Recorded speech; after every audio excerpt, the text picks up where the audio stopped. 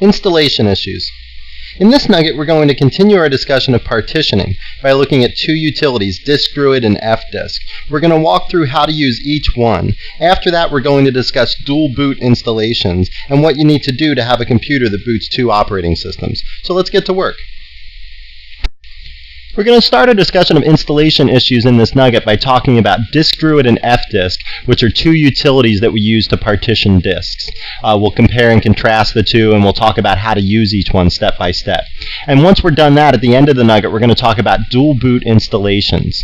Okay, and I'm going to walk you through the process here of how to set up your computer so that it can boot Linux and Windows off of it. Okay, so for DiskDruid and FDisk, since they're both partitioning programs, you might ask yourself, well, when would I ever use one versus the other? Well, DiskDruid is only available to you when you're installing Linux. Okay, if you need to do some partitioning after you've already installed Linux, then FDisk is your only choice. So you might ask yourself, well, why wouldn't I just always use FDisk if it's available at installation and after installation too? Well, DiskDruid, most people find it to be more user-friendly. Okay, so that's why a lot of people use DiskDruid when they're installing Linux, but then they learn FDisk for, those times when they need to do some partitioning after installation. Now, another bonus for FDisk is that there's a variant of FDisk out there called SFDisk. We're not going to talk about this, I just wanted to let you know it was out there. It just allows the actions of FDisk to be scripted. Okay, so if you find yourself just partitioning disk after disk after disk after disk for some large installation, maybe you're putting new disks in, all the computers at your company or something, well then SFDisk might be a good choice, something to look into, because then you can write a shell script that will do all that partitioning for you, so you don't have to go from, and type command after command after command to get all those disks partitioned. Okay, so what we're going to do now is move on and talk about how to use DiskDruid.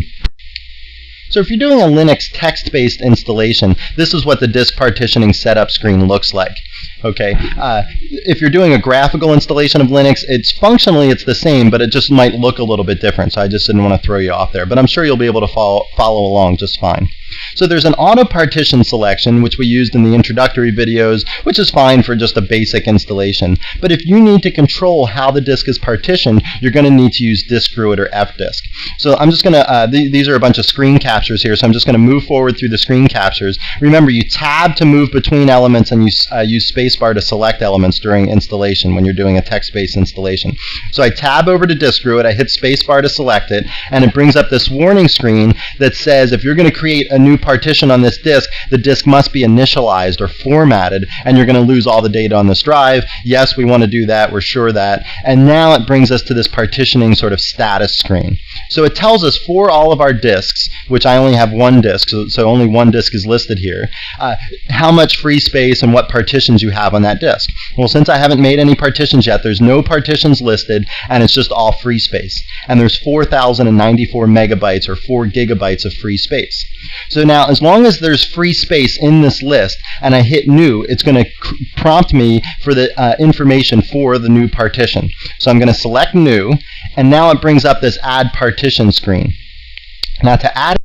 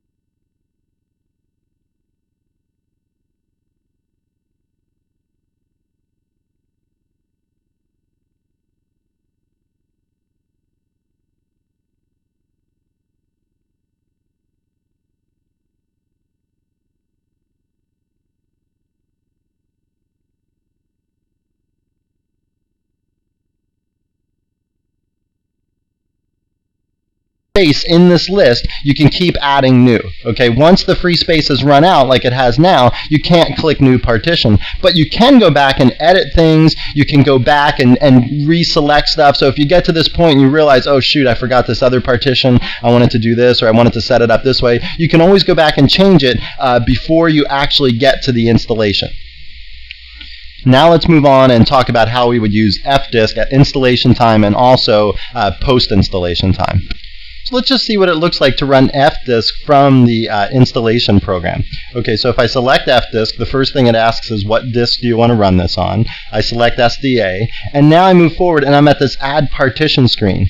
Well, does this look familiar to you? It should. It's the exact same screen that we saw for DiskDruid. So the information that you put into fdisk here in this screen is exactly the same as DiskDruid. The underlying program that does the partitioning is different, but we don't care about that. We just want to know how to input this information. And so running DiskDruid or fdisk at install time is practically the same thing from a user's perspective. And now what I want to do is show you how to run fdisk from the command line so that you can actually run the program once Linux is already installed. All right, well, let's run fdisk from the command line. And the way that I'll do that is I first have to become the super user, because you have to be the root user to run fdisk.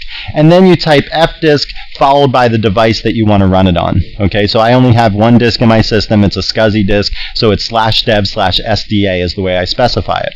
Okay, fdisk is in the /sbin directory, which is already in my path. If it's not in your path, you'll have to type /sbin/fdisk to run the command. Okay, so I'll hit enter here, and the first thing it says is command M for help. I like to think of it as M for menu.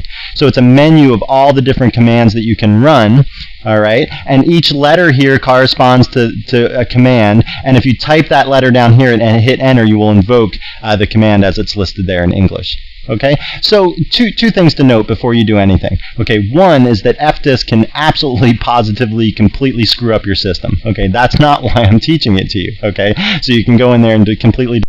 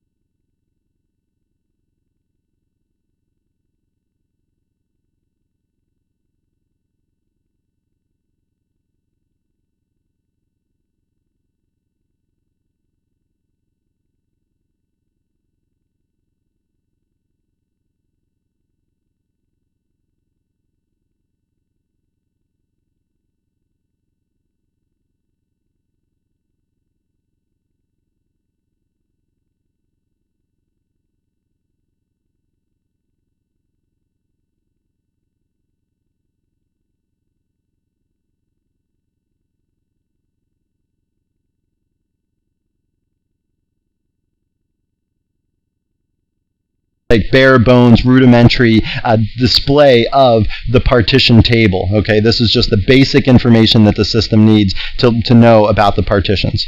Okay, so here's what I want to do is I just want to mess around and do some damage here, but I'm going to hit Q before I end. I just want to show you how to do stuff like add partitions and delete partitions with fdisk. Okay, and another note is that this is not the typical way that you're going to use fdisk. Okay, you're not going to have like a fully functioning system with user accounts and people logging into your system, and then you're just not going to go in there and start deleting and adding partitions if you have this fully functioning system. You're just going to completely mess stuff up.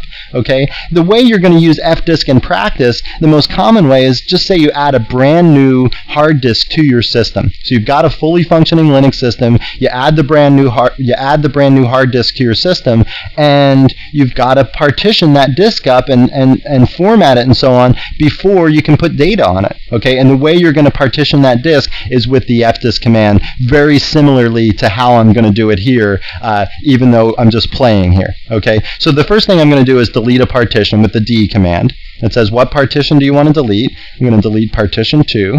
Okay, and now I'm going to print the partition table again with the P command. Okay, now you can see that from cylinder 14 to 457 is all gone. All I have listed down here is partition 1 and partition 3, and partition 2 is just gone. Okay, well, let me create a new partition. I'm going to do that with the N command. It says, do you want an extended partition or a primary partition? Well, I'm going to do a primary partition, so I'll hit P and hit enter. And it says, what number do you want to use? I'm going to use number 2. Now it says, what's the first cylinder that you want to use for this partition? Okay, it says the default is 14. The reason the default's 14 is because partition 1 ends at 13, so they're just assuming that you want to start at 14. So I can either type 14 or just hit enter. And if I hit enter, it says using the default value 14. Okay, so now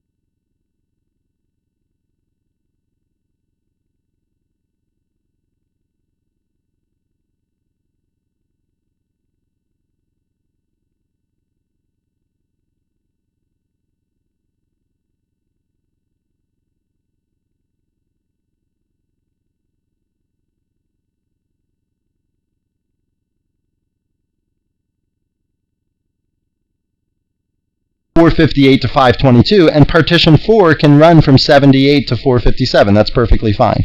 Okay, so that's the idea of how you create and delete partitions. Now, like I said, let's talk about how to associate mount points and create file systems on the partitions. Before I forget, I'm going to hit Q here to quit, and then I'm going to walk you through how to do that next step. So now we've created this partition, supposedly at least. We didn't actually do it there. But say we created this partition, and now you want to put a file system on there. In other words, you want to format that partition so that it can handle data now. Well, one of the ways you can do that is with the mke2fs command. Okay, now that's a real hodgepodge of characters, so let's dissect that. MK stands for make, E2 stands for the ext2fs file system. So this says make an ext2 file system, like on dev/sda2, something like that. So that would format that second partition on the first SCSI disk, and it would put an ext2 file system on there. Okay. Now you might be saying to yourself, well, I thought we were putting ext3 file systems on there before, and you're right. That's what was on there when we were doing DiskDruid at the installation time. We were putting on ext3 file systems. Now the difference, let me just give you a quick little summary here. The difference between ext2 file systems and ext3 file systems is that an ext3 file system is a journaling file system. These are like the newfangled file systems that are out there. And the journaling just means that it keeps track of all the writes that happen to the file system. So every transaction to the file system in an ext3 file system actually takes a teeny bit longer because it journals it, because it keeps track of what happened to the file system, any changes that took place. And you might be saying, well, that seems slower, right? Every transaction takes a little bit longer. But because it's journaled, big things that you do to the file system, like a file system check, happen much faster. Okay, so it's kind of a trade-off. If you're not doing file system checks very often, or if you're in some really high performance application, then maybe an ext2 file system would pay off. Okay, but in typical everyday use, ext3 file systems seem to be better because they have journaling in them. Now you're saying, well, how do I create one of these ext3 file systems on there? Well, what you would do here is you would actually use the same command with the -j option, which says just add journaling to this file system that I'm creating, and that would create an ext3 file system on this particular device. Okay, so that's how we make the file system and put it on the particular device or the partition that we just created. Okay, since we didn't actually create that partition, I'm not going to run that command because I don't want to format the partition that's already out there. That's for real. Okay, so that's how you make a file system. Now let's talk about how you associate mount points to that file system. We talked about how to mount directories and how to get directories to auto-mount back in the introductory videos. I just want to give you a little reminder in case you forget. One of the things that you have to look at is the etc fstab file. Fstab stands for File System Table. Okay, so this lists the things that are auto-mounted or not auto-mounted. It lists what directories are mounted, what kind of file systems are out there. And if you need a refresher what each of these columns means in this list, you can look at the man page for fstab. And if we do that, you'll see that if I page down here, like the first field is this, and I'll page down with the space bar. The second field describes the mount point. The third field describes the type of file system, and so on. Okay, just quit out of here with a Q. And that'll tell you, the man page will tell you what each of these various fields means. So once we've created the partition and associated a file system with that partition or formatted that partition, then you need to mount the partition as the final step before you can actually put data on it. Okay, so there's a little quick refresher of how you get a mount point associated with that partition once you've already created it. And now we're going to move on and talk about dual boot systems. Alright, so we want to talk about dual boot systems here, and the goal is to have Linux and Windows installed on the same computer, and then when you turn the computer on, you get to choose which one you boot up. Alright, so I'm going to assume one of two cases. Either nothing is installed on your system yet, and then we'll install Windows and Linux, and I'll show you how to do that. Or Windows is already installed, and we want to add Linux to that system. So if nothing is installed on your system yet, then the first thing that you should do is install Windows. And I'm assuming you're going to install NT or 2000 or XP. And in any of these, you get to choose how you partition the disk, and make sure you leave enough free space for Linux. How much free space do you need for Linux? Well, we talked about that in the last video. Now, if you want to be able to read those Windows files from your Linux system, make sure you use the VFAT file system and not NTFS. VFAT is Linux compatible, NTFS is not Linux compatible. So now once you've installed Windows and you've left enough free space for Linux, you install Linux in that free space. And here's another thing to note, and this probably doesn't apply, I haven't run into this for ages, but it's still something to mention, is that some older BIOS have a 1024 cylinder limit. So what this means is that the /boot directory for Linux must reside in the first 1024 cylinders of the disk. Remember when we were talking about DiskDruid and fdisk in the installation screen, there was a cylinder starting and ending point for each partition. Okay, so the /boot partition must reside in that first 1024 cylinders. Okay, so that's if nothing is installed. That's not so bad. You install Windows, then you install Linux in the free space. Now, if you already have Windows installed, it's a different case. The first option, if you already have Windows installed, is to just add a new hard drive for Linux. Okay, so if you've got a hard drive out here, it's already got Windows on it, there's space being used all over the hard drive for various things, well, probably the easiest option and the safest option is to just add a new hard drive and then install Linux on that hard drive. Okay, so that's one option. The other option is if you have an existing hard drive or partition already on your Windows system and you can rearrange things, well, then you can install Linux on that extra hard drive or extra partition. So like in your Windows system, say you've got a C colon and a D colon. Well, this could either mean that you have two physical drives, a C drive and a D drive, or you have two partitions on one hard disk. So what you can do is, before you do your Linux installation, if you think you have enough space in the partition for Linux,